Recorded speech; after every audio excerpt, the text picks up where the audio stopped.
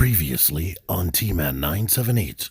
And looking at all this spread out right there, that's awesome. This is pretty much, without even opening it yet, like an ultimate figure. This is all you would need. T-Man 978 Chill Review. Hello everyone, T-Man 978. Right now we're going to be taking a look at Valaverse Action Force Pandora. This is, I believe this might have been when they re-released her the first time. There was no changes, I don't believe. I also got this comic that features basically her origin on why she's here, why she has this lovely Joker-like smile on her face. The spoilers I will give is she was part of an Irish mob. She's from Ireland, basically. They call it a gang, but it's like mafia over there. And she was like hired muscle, her and her brother. This book, for trigger warning's sake, this book does have a scene of scrape minus the SC part of that word. So yeah, go in knowing that. And I also over here have her upgrade gear pack. So you can see what she comes with a base figure. She does have her standard Action Force stand right there.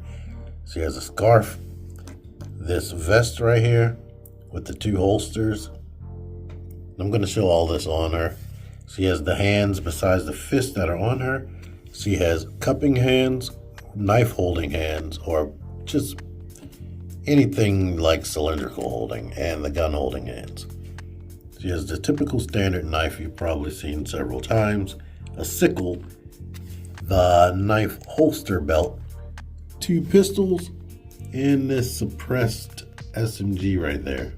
While I'm talking about accessories, I might as well just go over this stuff. She has two bipods with some bullets for this AR right here. So you can pick which bipod you want on there. Here's the cartridge that works without those bullets. You get three blast effects.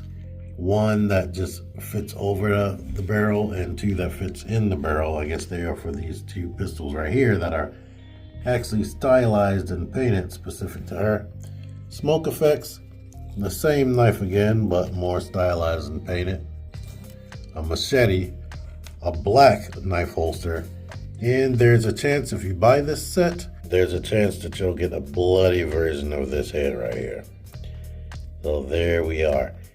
If you don't get the bloody version, same face, same expression with the tongue out, just like the front of that comic, but no blood on the face, basically.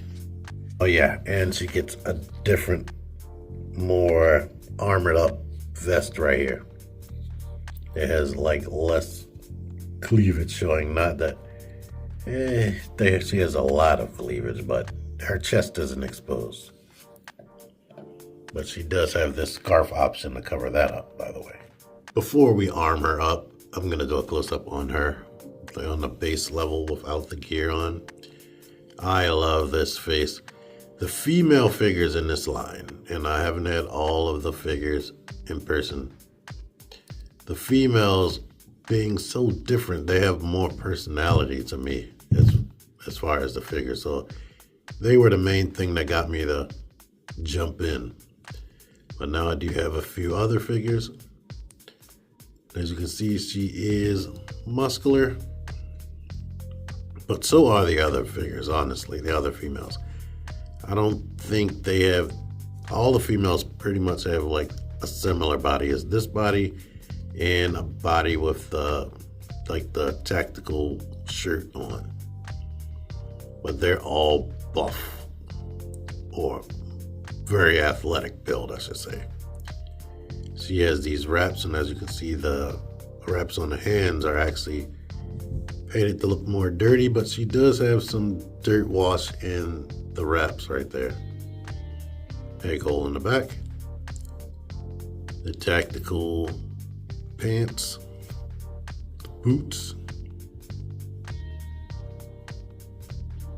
Then yeah, let's show the articulation without all that stuff on. But the neck can look up about that much. And let's see, I think she's only molded to have that one ear. I never actually thought about that till just now. Look down. It can tilt a little bit, and of course rotate. Arm goes out to the side, goes around. There's no butterfly joint, but the way it's sculpted, her arm can come in like that. Swivel. Pinless double. I believe all the hands are on horizontal hinges except the gun holding hands. The diaphragm is really great. Let's do both. The ball going up into here and the ball going down here. I know y'all probably seen that. I put lotion on my hands. Something scraped my hand. Here's the back. Here's forward. That's good enough. Side to side. And of course you can side rotate and all that. It's kind of tight. Drop down hips. Goes back about that much. Is this softer plastic? No. You can kick up slightly over 90. Go all the way out to the side. Thigh rotation. Let's do the bend. Let's try to bend this. Can I bend more? No, I can't. That's as far as it bends. Swivel. Boots kick back. Boots kick forward. Ankle pivot. Here's the bottom of the foot with the peg hole. Now, normally I wouldn't have the knife belt off, but since the other set offers it, it's off right here. Let's see if I can do this. Normally I would heat the figure up, but let's see if I can do this. But I'm grabbing like right here and right here, trying not to grab the legs. I'm grabbing right here and twisting, and I was able to get her apart fairly decently easy. But well, easy. I'm gonna say it's just easy, because normally it's hard as crap to do something like that from behind the camera. So there you are. Now, I don't like floaty belts like this. It drives me up the daggone wall, especially if I don't want to put her vest on. But you can't glue this here because you might want the other one. So there's that, unless you get two figures. And here's what she's working with ball joint wise. It's a small ball joint. The ball joint is slightly bigger. I could probably get it on there if I really forced it, but I don't want to because I want to bring Jinx in here later. And as you can imagine, this head is floating on Jinx's ball joint. You would need sticky tack, but these bodies are slightly bigger than the G.I. Joe, so their heads look big anyway. All right, here she is as geared up as I can get her. Like, she has both guns on and she has the knife in the holster right there. No backpack to carry any other items or accessories. But since you can swap out hands, she is capable of holding every single accessory that she comes with on her at once, besides the hands and the stand, of course. Here's this. I'm using the gripping hand and the trigger hand for the gun right there. Here she is with the vest and that scarf. And here she is without the scarf. My only gripe as far as her look, because this vest is an extra layer of plastic, it makes her body look a lot more broad. It makes her look even more muscular than she actually is, or thick than she actually is. But it's not too bad. And I almost forgot I need to test something. I need to see how the articulation is. Back, we got that with this on. You can see the buttons unpopping. And then forward, it still comes forward. It still looks like she's crunched, but it is definitely hindered. All right, before I get to the upgrade gear, here are my gripes with this particular unit that I have right now. The ankle pivot is a little bit loose side to side, and there's a tiny bit of play right here. So getting her this hinge in the perfect spot, because it seems like there's a click there, a click there. getting it in the perfect spot and then angling her hips to compensate so she won't fall over is a bit frustrating. The wrist in these females in that first wave of figures, it's still hard to pop these hands out. You got to use way more force than I would like, but it is easier than I think, what was it, Sergeant Slaughter? One of the first figures I got, I could barely pull those hands out. Oh yeah, what is her name? That one, I could damn near not get the hands off at all without warming it up. But I can pull these off at least. But those two are really my main gripes. The thing I mentioned with the bone collector, with that being sunk in, the hinge being sunk in, is not as bad on this one. But, and of course, the vests are always, they're hard as crap. So it's going to hinder a little bit, but it's not too crazy. But let's get on with the upgrade kit. And before we move on, I'm going to put this back on and show you what she looks like with the bloody head with this vest on. If I can get that, there we go. Satisfying pop.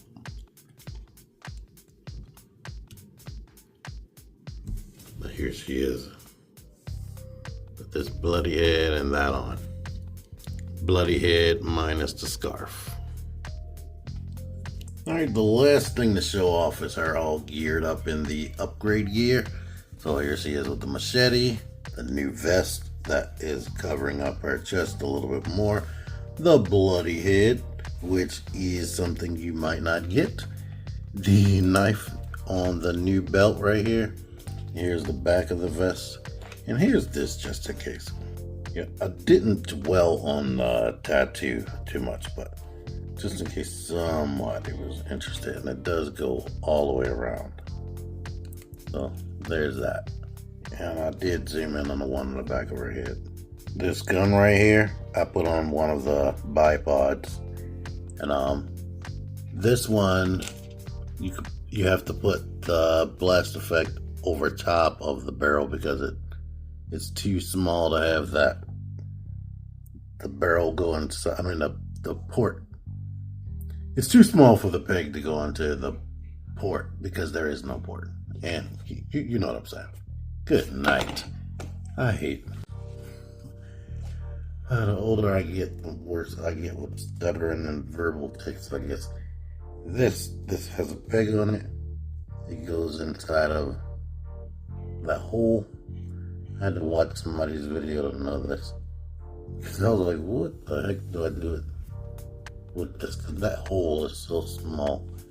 Basically, once you do that, we can plug it to the bottom of this. And there we are. You have the ammo cartridge with the ammo being fed in there. And this just pulls off easy enough. And we can put the split out bipod on there. And unlike the current batch of G.I. Joe Classified series, since she has a hinge in her neck, she can actually look up while she's doing something like this. Please, if Hasbro, if he watches in this, if anybody from Hasbro watching this, or somebody who was in the know, please give them the neck hinge back, for the crying out loud. That was perfect when they first came out. Let's make sure I show this symbol right here on her vest. I'm pretty sure that's a faction and I don't know who it is. Thank you, Junkie on Crafts and Builds, for your answer in the comments. To keep on going, here she is with these smoke effects. But let's get the comparisons so I can get this over with. Here she is with a female from her line and a male, and you can see she is not that much shorter than the man. And all the men pretty much have the same body height. I think maybe the swarm people are a little bit taller, but I can't reach one of them right now. Here are a couple of G.I. Joe males of the typical height for them. And here is a G.I. Joe female. This is the same height. I believe all the females are the same height, besides maybe Shooter. For some reason, I feel like Shooter is smaller, but they're scaled down muscle tone wise and like their head sculpt. These women are pretty much like freaking Amazons in comparison to the G.I. Joe. Let's bring this one up here. Depending on where I have it in the camera frame, she's still way beefier. And this body is exact same as that body, but for whatever reason it looks like she's a little bit shorter. Maybe because of the way I have her neck. There we go, right there. Exact same body. I thought the arms were a little bit different, but I'm wrong. So far for the females, they have these arms with the wraps on it, or you have the one with the jacket. Kill Switch. I finally remember Kill Switch's name, the black female. Kill Switch has a different shirt or different top.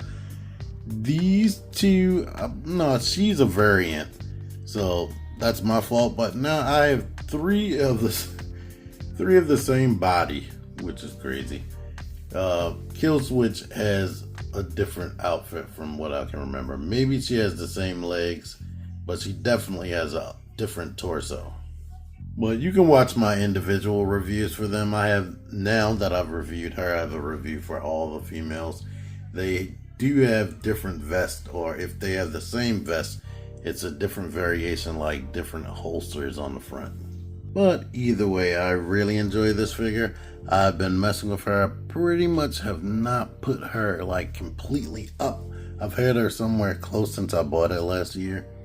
So that lets you know, and she's been in like pretty much every female G.I. Joe figure comparison I've done.